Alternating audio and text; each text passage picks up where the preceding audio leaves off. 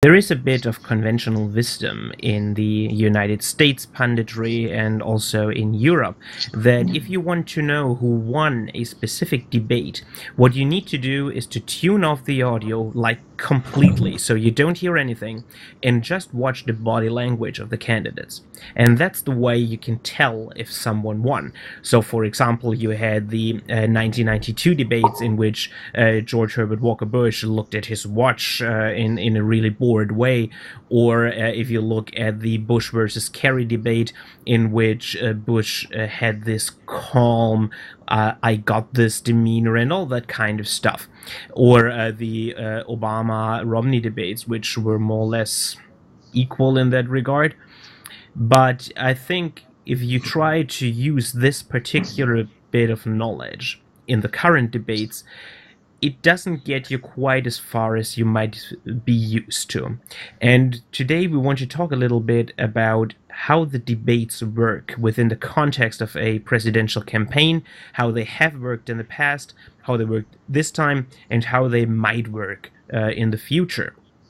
So I want to essentially kick this off by the most important question that everyone keeps asking about these debates, which is, are they really important? You know, do they really swing an election?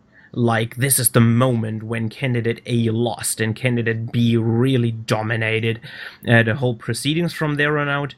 Or are the debates basically an exercise in futility, which you just are not allowed to bungle?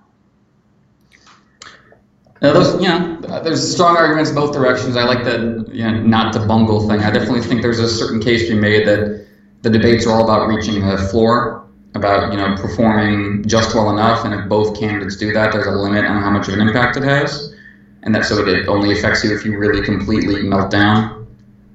But for me, I think debates, they push the reactions to. I'm interested in seeing the candidates reacting to them. Like, I'm always interested in seeing what the candidates do a few days after the debate. I mean, during the first Obama-Romney debate, that definitely did seem to move the polls to a somewhat significant degree when Romney won that first debate. And again, it seemed largely because he reached this floor of plausibility, whereas there's both Obama and his Republican opponents have been casting him as a heartless vulture capitalist, and he didn't come off that way. So that he reached a level of suitability that he didn't maybe have before, and that certainly changed the polls. But then you see that the Obama campaign really kicking into high gear in reaction to that first debate, realizing they'd been kind of taking the election for granted. So ultimately, Obama won the election by about the same margin you'd predict right before that first debate. So, you can say it evens out to not much of an impact, but that you have to look at the kind of ups and downs of that process. And I think that performs a nice test for the campaign, that that the Obama campaign managed to kick back into high gear after that first debate was a strong sign for him and his team as a whole. And in this case, I think you're seeing Trump dig himself deeper in the wake of these debates, where he had that back and forth with Hillary over the Miss Universe contestant in the first debate, and his response to that was to go on a negative tweet storm about her and her weight and etc. over the next couple of days. Whether or not that alone has an impact on the polls, I'm not sure, but it definitely represents a missed opportunity for him. So I guess a lot of the debates, it's a question of what would happen if this debate didn't occur at all? Would be more noticeable for a difference to take place there, or again, does it even out when we see what the campaigns do in reaction? So long and short of it, I think it's going to be difficult to exactly quantify the impact of a debate, but they spur the campaigns in reaction to them, and that might have an impact on the polls. I think they obviously serve as a flashpoint for people to get a look at the candidates, but I doubt they swing elections for the most part.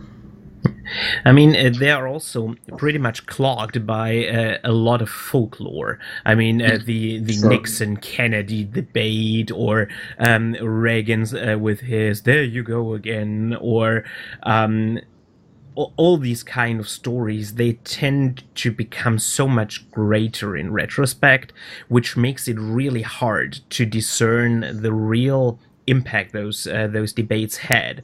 And I guess the Obama-Romney debates are one of the few cases in which we can be pretty